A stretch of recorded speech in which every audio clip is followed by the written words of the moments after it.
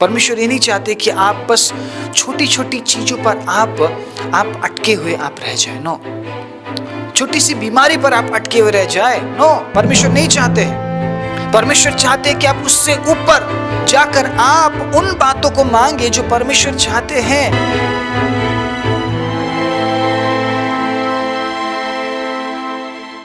आप सभी को जय मसीह की। प्रभु यीशु मसीह के नाम से मैं आप सभी का स्वागत करता हूं आज के वचन के लिए।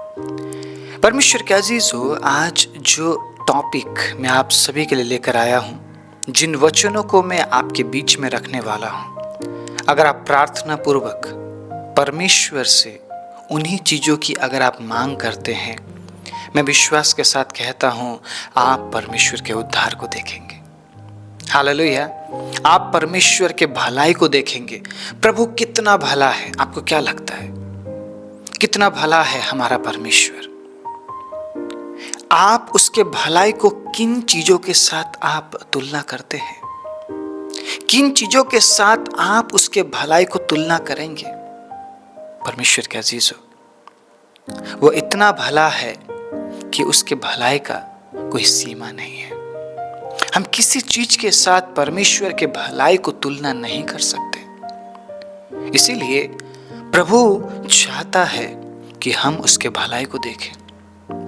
प्रभु परमेश्वर, तू कितना भला है, तेरी भलाई सदा की है। एक दिन भलाई करने वाला परमेश्वर है क्या वो? क्या वो सिर्फ एक साल भलाई करने वाला परमेश्वर है? आपको क्या लगता है? उसकी भलाई सदा की है। Praise the Lord. वो सदा के लिए भला परमेश्वर है। वो आपके जीवन में सिर्फ एक दिन भलाई नहीं करना चाहता है, वो अपनी भलाई आपके जीवन में हर दिन प्रकट करना चाहता है। लेकिन उस भलाई को प्राप्त कैसे करें? हम कैसे परमेश्वर के भलाई को देखें? कैसे परमेश्वर के भलाई को समझे? परमेश्वर के अजीजों, अगर हम परमेश्वर की इच्छा के अनुसार प्रभु से मांगते नहीं हैं तो कभी हम उसके भलाई को नहीं देख पाएंगे। आप समझिए इस बात को। हम बस अपने ही इच्छा के अनुसार अगर प्रभु से मांगते रहे, प्रभु मुझे ये चाहिए, प्रभु मुझे वो चाहिए, प्रभु ऐसा कर दीजिए, प्रभु वैसा कर दीजिए, कभी भी आप परमेश्वर के भलाई को नहीं देख पाएंगे। क्योंकि आपने हमेशा अपनी मांग परमेश्वर के सामने रखी है। परमेश्वर क्या चाहता है आपसे, या परमेश्वर क्या चाहता है आपसे कि आप उससे मांगे, आपने कभी विचार नहीं किया।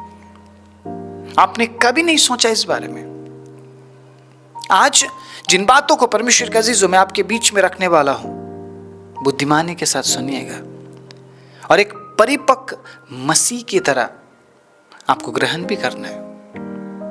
बहुत से लोग तुरंत सुनते हैं, उछलते हैं, उसके बाद उस वचन को पकड़ नहीं पाते हैं और कहीं ना कहीं उनसे प्रभु का वचन छूट जाता है और दोबारा कभी वो वचन उन्हें याद नहीं रहता है। कितने ही ऐसे प्रचारों को आपने सुना होगा ना, 10-10 बार, 20-20 बार भी आपने सुना होगा, याद नहीं रहता है। सही बोल रहा हूँ? याद नहीं रहता है आपको। क्यों याद नहीं रहता है? क्यों बीती हुई बातों को आप याद करते हैं? 5 साल, 10 साल, 20 साल पहले आपके साथ क्या घटा था आपको याद है? याद है? याद नहीं है? किसी ने आपको कुछ बुरा बोला था, याद है? उन बातों को भूलना आसान नहीं है ना। लेकिन परमेश्वर के वचन को सुनते ही कितने आसानी से हम भुला देते हैं या भूल भी जाते हैं। और हम ये कहते हैं मेरा तो याददाश्त कमजोर है। अगर आप 20 साल पुरानी बातों को याद रख पाते हैं, परमेश्वर के अजीज, आपका याददाश्त कमजोर नहीं है।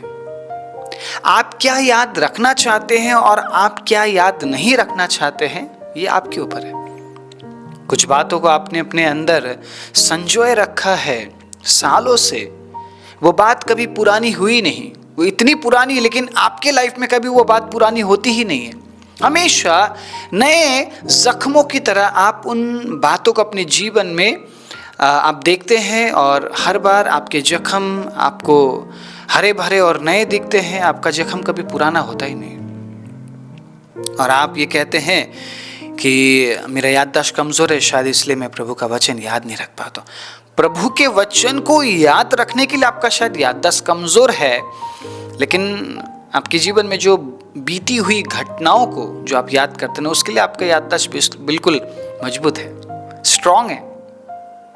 आप कमज़ोर याददाश्त वाले नहीं हैं, विश्वास कीजिए मेरी बात पर। आपका याददाश्त बहुत स्ट्रांग है।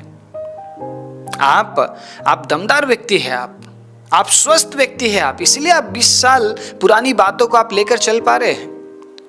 एक कमजोर व्यक्ति याद रख पाएगा क्या? मुझे बताइए, याद रख पाएगा?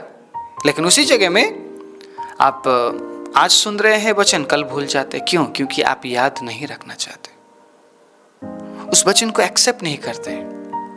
परिपक्व मसीह की तरह आप उस वचन को एक्सेप्ट नहीं करते। बहुत से लोग उछल कूद के एक्सेप्ट तो कर लेते, लेकिन दे आर नॉट परफेक्ट। आप समझ रहे? परफेक्ट का मतलब वो परिपक्व नहीं है। बच्चों की तरह सुना, उछले और अगले ही पल भूल गए। बच्चे तो करते हैं ऐसा, अभी सुना, अभी उछले, अभी हमने डांटा, अगले ही पल भूल गए क्यों डांटा था। फिर उसे समझाना पड़ता है, बताना पड़ता है तुझे किस लिए डांट पड़ी थी। फिर वो याद करता, ओ हाँ मुझे इसलिए डांट पड़ी थी, ठीक है मैं उस काम को नहीं करूँगा। फिर अगले ही पल में वो उसी काम को कर रहा होता है। क्या आप अभी भी बच्चे हैं?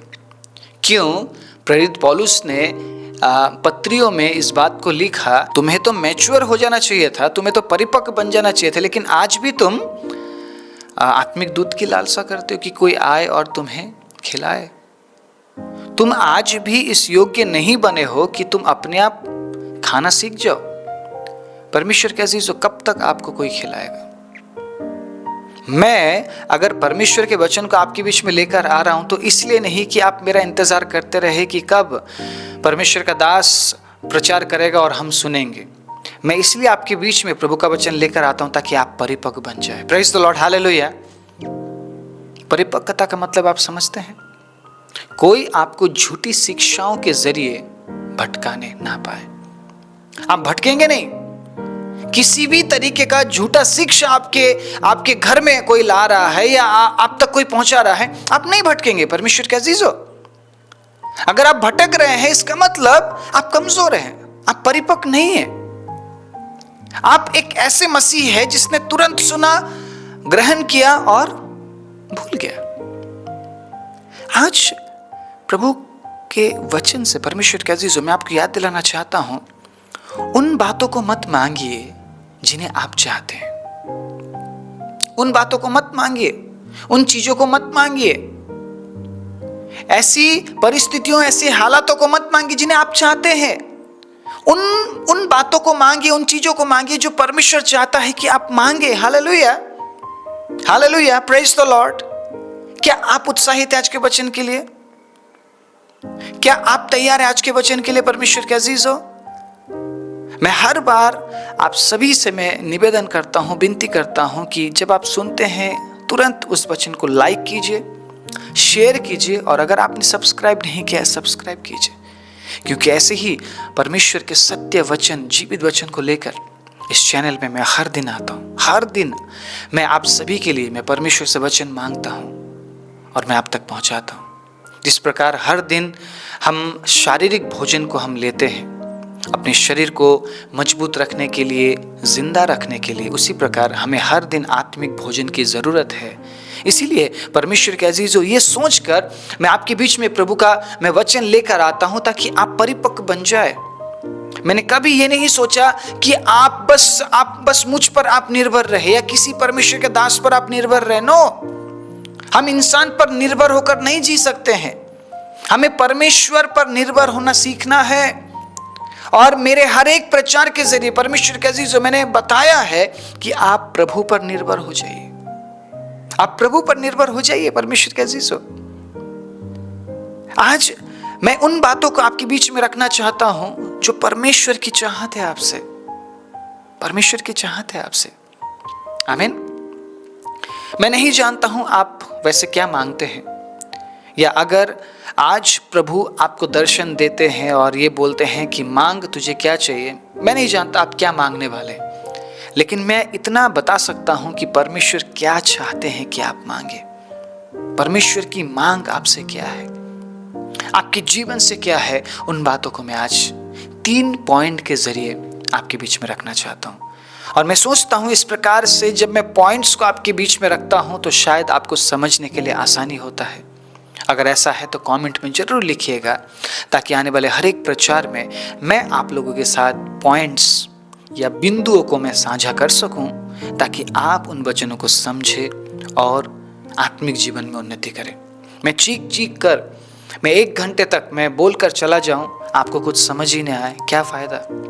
क्या फायदा वचन लाने का, क्या फायदा वीडियो बनाने का, क्या फायदा 1 घंटे तक बैठकर चीखने का? कोई फायदा नहीं है। लेकिन उसी जगह में अगर मैं 10 मिनट, 15 मिनट, 20 मिनट बिंदुओं को मैं अगर मैं आपके साथ साझा करूं, अगर मैं ऐसे बातों को मैं आपके बीच में रखूं परमेश्वर के अजीजों, जिन बातों को सुनकर आप परमेश्वर में बढ़े, तो उससे मेरा फायदा है कि आप प्रभु में बढ़ रहे हैं। हालेलुया। अगर आप में से कोई ऐसा है जो हर दिन इस चैनल को देख रहा है, हर दिन प्रभु के वचन से कुछ नए प्रकाशनों को आप पा रहे हैं, आप इस चैनल को ज्वाइन भी कर सकते हैं। हालेलुया। ताकि हमारा जो परिवार है वो परिवार और बड़ा हो सके, और कहीं ना कहीं आप लोगों के ज्वाइन करने से इस सेवकाई को मदद मिले और प्रभु का राज्य बढ़ता रहे। आज मैं 3 बिंदुओं को, 3 पॉइंट्स को मैं आपके बीच में रखूंगा। उन 3 पॉइंट्स के जरिए परमेश्वर के अजीजों मैं आपको ये बताना चाहूंगा कि परमेश्वर क्या चाहते हैं कि आप मांगे। अगर आज प्रभु आपको दर्शन देते हैं, आप क्या मांगेंगे? सोचिए, थोड़ा सा अपने दिमाग में जोर दीजिए। कौन सी ऐसी चीज है जो आप पाना चाहते हैं और आप प्रभु से मांगेंगे? सोच लिया? बहुत से लोग शायद नौकरी के लिए सोच रहे होंगे, बहुत से लोग शायद ये सोच रहे होंगे कि मुझे अच्छा जीवन साथी मिल जाए, बहुत से लोग सोच रहे होंगे मेरा बीमारी ठीक हो जाए। परमेश्वर का अजीजों, उससे भी बढ़कर परमेश्वर चाहते हैं कि आप मांगे। परमेश्वर ये नहीं चाहते कि आप बस छोटी छोटी चीजों पर आप अटके हुए आप रह जाए। नो, छोटी सी बीमारी पर आप अटके हुए रह जाए। नो, परमेश्वर नहीं चाहते हैं। परमेश्वर चाहते हैं कि आप उससे ऊपर जाकर आप उन बातों को मांगे जो परमेश्वर चाहते हैं, जो परमेश्वर चाहते हैं।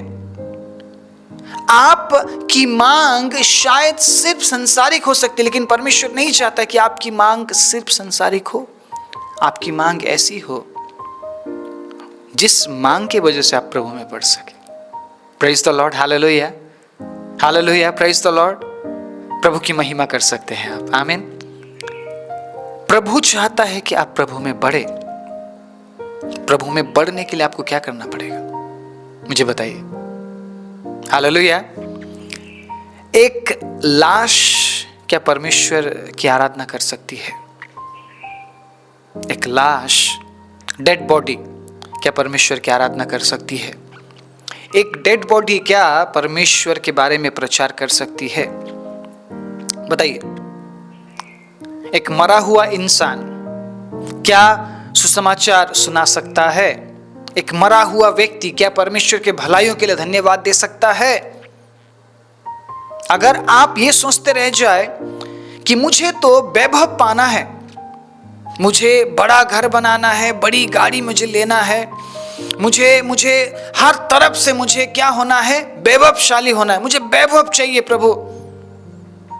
किसी ना किसी तरीके से हम क्या मांग रहे होते प्रभु से? प्रभु मुझे वैभव चाहिए। तो आप खुद सोचिए, परमेश्वर ने आपको वैभव दे दिया, लेकिन अगर आपका प्राण आपसे ले लिया जाए या आपके अंदर से प्राण निकल जाए तो उस वैभव का क्या फायदा?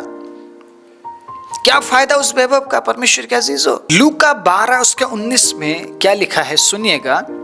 और अपने प्राण से कहूंगा कि तेरे पास बहुत वर्ष के लिए बहुत संपत्ति रखी है, चैन कर खा पी सुख से रहे। परंतु परमेश्वर ने उससे कहा, हे मूर्ख, इसी रात तेरा प्राण तुझसे ले लिया जाएगा, तो जो कुछ तूने इकट्ठा किया है वो किसका होगा? ऐसा ही वो मनुष्य भी है जो अपने लिए धन बटोरता है, परंतु परमेश्वर के दृष्टि में धनी नहीं। हालेलुया। आपको लगता है ना कि मेरे पास वैभव होना चाहिए, मेरे पास सब कुछ होना चाहिए, मेरे पास इतना वैभव हो कि मेरे आने वाली जो पुश्तें हैं इंजॉय करें। एक व्यक्ति क्यों जमाता है, क्यों बटोरता है? बहुत बड़ा वैभव बनाने के लिए, एम्पायर खड़ा करने के लिए। आप समझ रहे हैं मैं क्या बोल रहा हूं? आज अगर प्रभु आपसे कहता है तुझे क्या चाहिए, एक व्यक्ति वैभव मांगेगा। लेकिन बाइबल में एक ऐसा व्यक्ति है जिसके मांग से परमेश्वर खुश हुआ, और जो वैभव है ना, जो पैसा है, ऐसे ही दे दिया परमेश्वर ने उसे।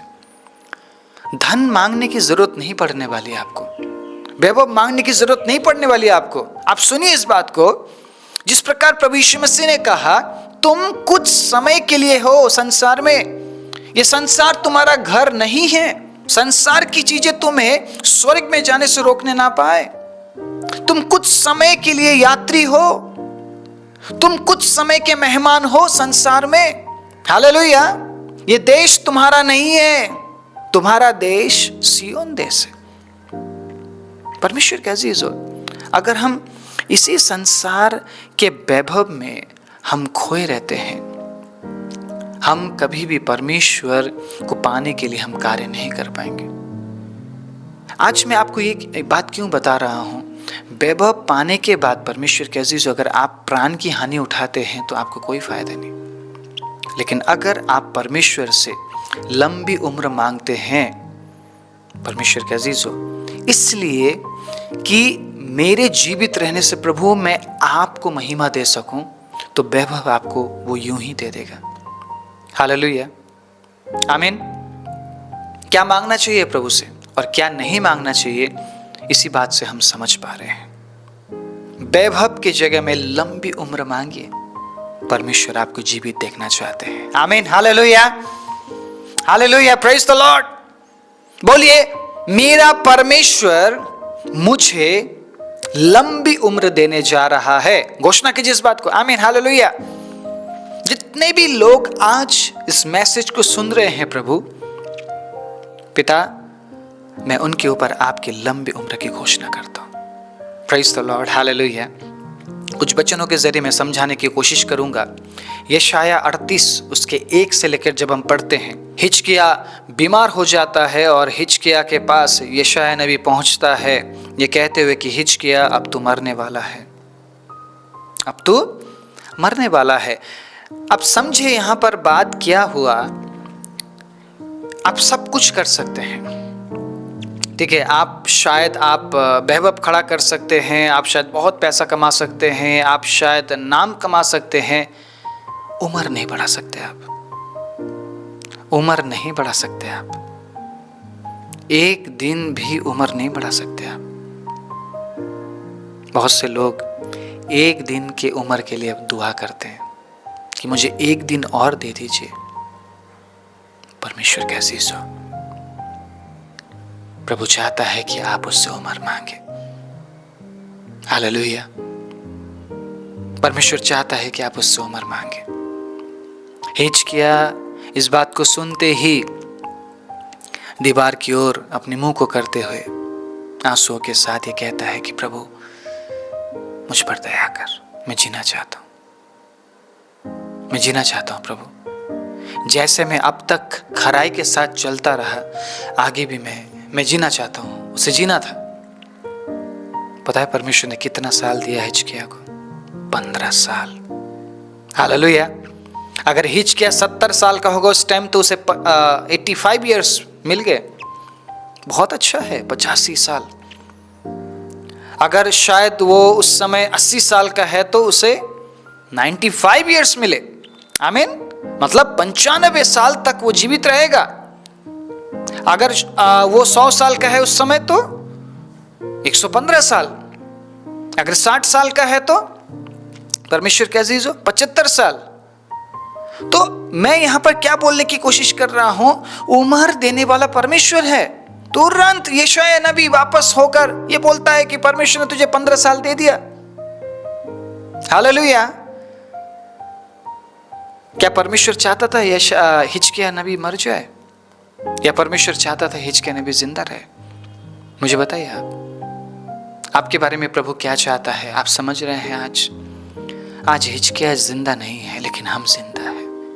और ये वचन आज मेरे और आपके लिए है। परमेश्वर के अजीज हो, अगर आप चाहते हैं कि आप अपने जीवन में उन तमाम पलों को आप जिए जिन पलों के बारे में आपने सपना देखा है, आपको उम्र चाहिए ना कि वैभव। हालेलुया।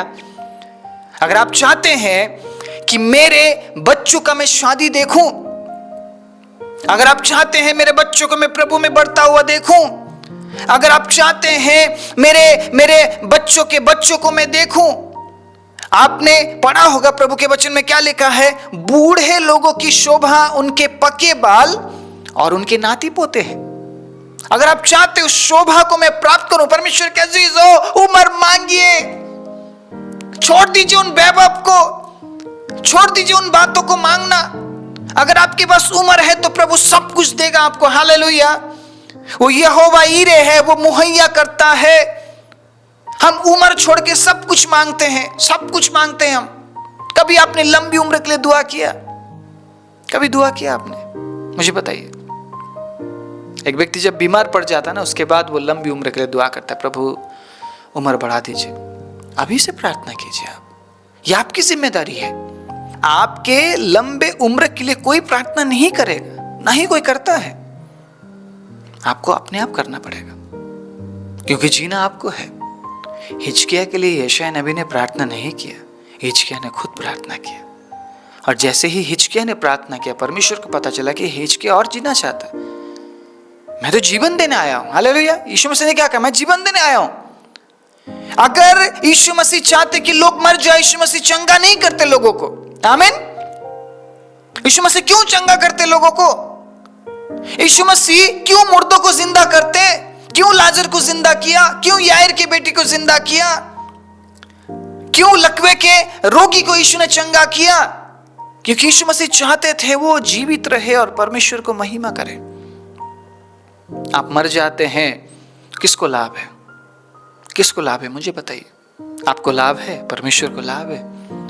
हम सब कुछ मांगते हैं, हम उम्र नहीं मांगते। इस प्रचार को सुनने के बाद परमेश्वर के अजीजों, उम्र मांगिए, उम्र मांगिए। परमेश्वर चाहता है कि आप जीवित रहे और उसकी महिमा करें। हालेलुया। लेकिन याद कीजिएगा, उम्र वो आपको इसलिए नहीं देता है कि आप अपने प्राण से कहे खा पी और चैन से रहे। नहीं, उम्र आपको वो इसलिए देता है ताकि आप उसकी महिमा कर सकें। हालेलुया। क्या नहीं मांगना है? वेल्थ नहीं मांगना है, ठीक है, वैभव नहीं मांगना है, उम्र मांगना है। उम्र मांगते हैं तो वो आपको सारी चीजें देगा, लेकिन अगर आप उसके लिए जिएंगे तो। दूसरी बात, ठीक है, दूसरी बात है, अगर आप परमेश्वर को पैसा मांगते हैं तो वो आपको बुद्धि नहीं देगा, लेकिन अगर आप बुद्धि मांगते हैं तो वो आपको पैसा भी देगा। जिस प्रकार मैंने उदाहरण देते हुए समझाया हिजकिय्याह के जीवन से, मैं आपको समझाता हूं परमेश्वर के अजीजों, दूसरे पॉइंट में, दूसरे बिंदु में उदाहरण देते हुए, दूसरा इतिहास 1 अध्याय 7 आयत से सुलेमान के जीवन से। हालेलुया। सुलेमान एक ऐसा व्यक्ति जिसके मांग से परमेश्वर खुश हुआ। परमेश्वर ने कहा, सुलेमान तुझे क्या चाहिए मांग। सुलेमान पहले से बुद्धिमान था और उसे पता था मैं किससे बात कर रहा हूं, मुझे किससे क्या मांगना चाहिए, सुलेमान को पता था। और सुलेमान जानता था परमेश्वर से पैसा मांगने से या धन दौलत मांगने से फायदा नहीं है। मुझे इस राज्य को सही तरीके से चलाना तो मुझे बुद्धि की जरूरत है। बुद्धिमानी से उसने परमेश्वर से बुद्धि मांगी। आप में से कितने लोग बुद्धि मांगते हैं? या आप में से कितने लोग बुद्धि मांगेंगे जब परमेश्वर आपको दर्शन देंगे? तो कितने लोग बुद्धि मांगेंगे? हालेलुया। आप समझ रहे मैं क्या बोल रहा हूं? एक व्यक्ति अगर बुद्धि मांगता है तो परमेश्वर उसे धन भी देता है। हालेलुया। सुलेमान को परमेश्वर ने क्या बोला? ना तो तेरी तरह कोई धनी इस संसार में है, ना कोई होगा, ना कोई बुद्धिमान है, ना कोई होगा, ना कोई वैभवशाली है, ना कोई वैभवशाली होगा। जो तेरे पास है वो किसी के पास नहीं होगा। हालेलुया। ऐसा आशीष प्रभु ने दिया और वो बोनस था सुलेमान के। सुलेमान ने सिर्फ बुद्धि मांगा था, परमेश्वर खुश हुए उसके मांग को सुनकर। आपको पता होना चाहिए आप किस परमेश्वर से आप बात कर रहे हैं। आपका परमेश्वर कौन है? जब आप उससे मांगते हैं ना, आपको बड़े बुद्धिमानी के साथ मांगना है। वो सुन रहा है सब कुछ, आप जो भी बोलते हैं वो सुनता है परमेश्वर के अजीज, और वो समझता है कि आप क्यों मांग रहे हैं। मैं ये कहना चाहता हूँ, मान लीजिए आपको परमेश्वर ने बहुत सारा पैसा दिया, लेकिन अगर आपके पास बुद्धि नहीं है तो क्या उन पैसों को आप संभाल पाएंगे? उड़ाव पुत्र के बारे में आप नहीं जानते हैं क्या? उड़ाव पुत्र अपने पिता की संपत्ति लेकर, आधी संपत्ति लेकर दूर देश को चला जाता है और ये सोचता है ये संपत्ति मेरे साथ हमेशा रहने वाली है। ये मूर्ख इंसान ये भूल गया संपत्ति के साथ बुद्धि भी चाहिए, जो कि इसके अंदर नहीं था। चंद दिनों में ये संपत्ति खत्म हो जाता है परमेश्वर के अजीजों, और दोबारा उसे अपने पिता की याद आती है और ये कहता है मेरे पिता के पास अभी भी बहुत कुछ है, मैं जाता हूं। एक नौकर के समान भी अगर मेरा पिता मुझे रख लेगा तो मैं वहीं रह जाऊंगा, लेकिन मैं ऐसी जिंदगी में नहीं जीऊंगा। सूअरों का चारा मैं नहीं खाऊंगा। एक बदतर जिंदगी हो जाती है परमेश्वर के अजीज हमारी, अगर हमारे जीवन में बुद्धि नहीं है तो। इसीलिए याकूब 1:5 में लिखा है, अगर किसी को बुद्धि की घटी है तो परमेश्वर से मांगे और संदेह ना करे, क्योंकि संदेह करने वालों को परमेश्वर नहीं देता है। अगर आपको लगता है कि आपको बुद्धि की जरूरत है, आपको मांगना पड़ेगा। जिस प्रकार आप पैसे मांगते हैं परमेश्वर से कि प्रभु मुझे इतना पैसा चाहिए, इतना दे दीजिए, उतना दे दीजिए, जॉब दे दीजिए, सब कुछ मांग रहे हैं, बुद्धि नहीं मांग रहे हैं। आप खुद सोचिए, बुद्धि नहीं है तो आप अपने परिवार का आप देखभाल नहीं कर पाएंगे। आप अपने बच्चों को सही शिक्षा नहीं दे पाएंगे। आप अपने कलीसिया को सही शिक्षा नहीं दे पाएंगे। आप खुद को सही शिक्षा नहीं दे पाएंगे। आप समझिए इस बात को। आप कहीं पे भी आप एक ढंग का जिंदगी आप नहीं जी पाएंगे अगर आपके पास बुद्धि नहीं है तो। जो चीजें प्रभु ने आपको दी है, जो आशीषें प्रभु ने आपको दी है, आप इस्तेमाल नहीं कर पाएंगे, आप संभाल नहीं पाएंगे अगर आपके पास बुद्धि नहीं है तो। इसलिए परमेश्वर चाहता है कि हम बुद्धि मांगे। आप सब कुछ मांग रहे हैं लेकिन आप बुद्धि नहीं मांग रहे हैं तो क्या फायदा परमेश्वर के अजीजों। पैसा मत मांगिए, बुद्धि मांगिए, क्योंकि जो बुद्धि मांगता है उसे वो पैसा भी देता है। धन यहोवा की ओर से हमें मिलता है परमेश्वर के अजीजों, और धन के लिए आप मेहनत तो करेंगे लेकिन उसके लिए बुद्धि चाहिए। बिना बुद्धि के आपका मेहनत भी बेकार है। बिना बुद्धि के जो कुछ आपके पास है वो भी बेकार है, क्योंकि आप संभाल नहीं पाएंगे।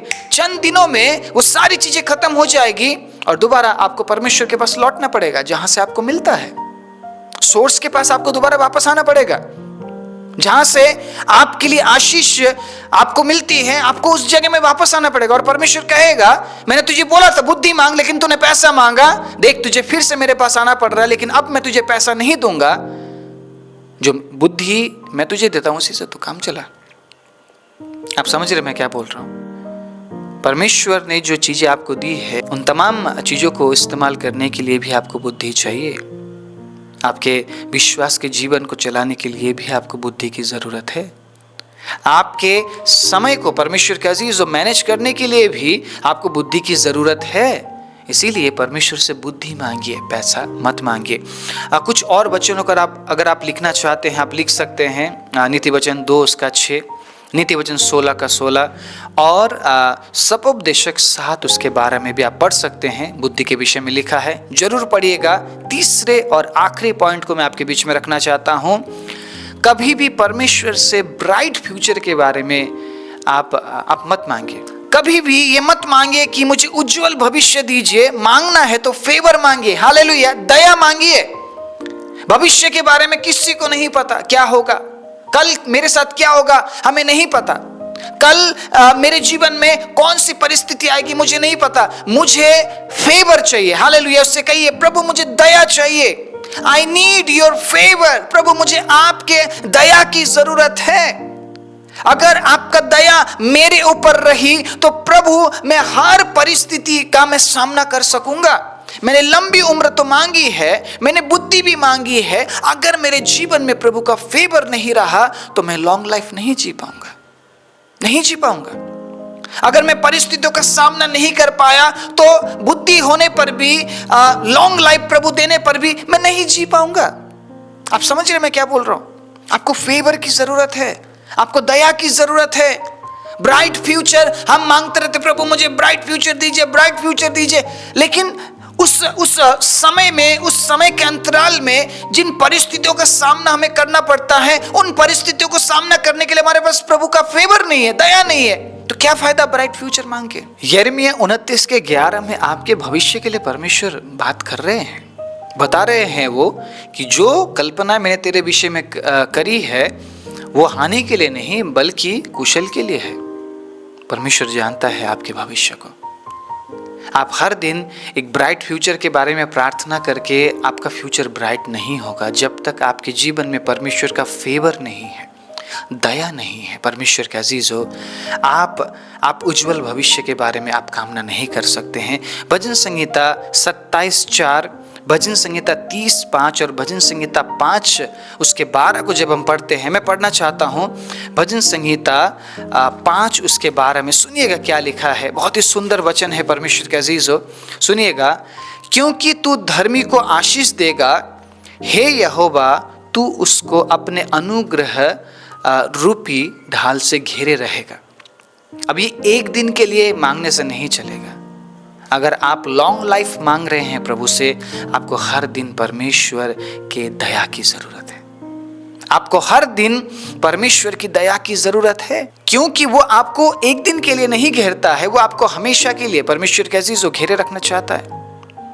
इसीलिए वो चाहता है कि आप उससे फेवर मांगे। ठीक है, सबसे पहली बात लंबी उम्र मांगिए। लंबी उम्र जीने के लिए आपको बुद्धि की जरूरत है, बुद्धि मांगिए। तीसरी और आखिरी बात है, बुद्धि के साथ आपको फेवर की जरूरत है, दया की जरूरत है, ताकि हर परिस्थिति में आप उसके साथ खड़े रह सके और उसकी महिमा कर सके जब तक आप जिएंगे। हालेलुया। इसीलिए प्रभु से इन बातों को मांगिए परमेश्वर के अजीजों, क्योंकि परमेश्वर चाहता है कि आप जिए, उसकी महिमा करें और उसके भलाइयों को देखते हुए बहुत से लोगों के लिए गवाही बनते हुए अपने आप को अनंत जीवन के लिए आप तैयार कर सके। आइए अपने आंखों को बंद करें। राजाओं के राजा, प्रभु के प्रभु, सर्वशक्तिमान जीवित दयालु परमेश्वर, जितनों ने भी आज के वचन को सुना है प्रभु, मैं उनके जीवन में आपके अद्भुत अद्भुत योजनाओं की घोषणा करता हूँ, छुटकारे की घोषणा करता हूँ, लंबी उम्र की घोषणा करता हूँ, बुद्धि की घोषणा करता हूँ, आपके फेवर की घोषणा करते हुए प्रार्थना प्रभु यीशु मसीह के नाम से मांगता हूँ, आमीन।